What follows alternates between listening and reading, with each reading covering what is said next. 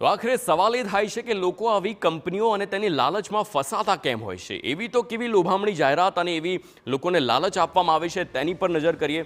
આપ જોઈ શકો છો, એક કા ડબલ વધુ વ્યાજ, મોંઘી ભેટ સોગાદ, લકી ડ્રો સિસ્ટમ, નાની બચતો, આ તમામ એવી લાલચો છે જેમાં કોઈ પણ સામાન્ય વ્યક્તિ આવી જ જાય, કારણ કે સામાન્ય વ્યક્તિને રૂપિયાની સૌથી વધારે જરૂર હોય છે અને તે મધ્યમ વર્ગમાંથી અમીર થવા માંગતા હોય છે। આખરે સ્કીમના શિકાર કોણ બને છે તે પણ જુઓ।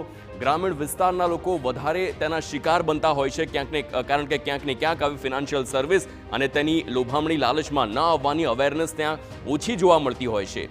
ઓછું ભણતર હોય તેવા લોકો પણ આનો શિકાર વધુ બને છે, કારણ કે એ જ વાત છે, અવેરનેસ ઓછી છે, કારણ કે શિક્ષણ જ નથી। એટલે કે આવા જે લોકો છે જેની સરકાર સાથે કોઈ લેવા દેવા નથી ને તે લોકો વધારે પડતી આવી લાલચ આપતા હોય છે અને પછી ફસાતા હોય છે।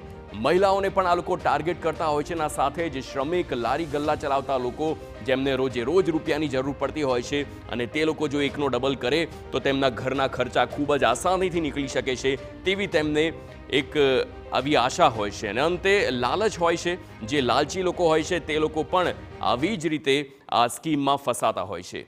તો આપ આવી સ્કીમમાં ન ફસાવ તે ખૂબ જ જરૂરી છે, એટલે આપ પણ સાવધાન રહેજો। હાલ રોકાઈએ એક બ્રેક માટે, આપ જોતા રહો TV9।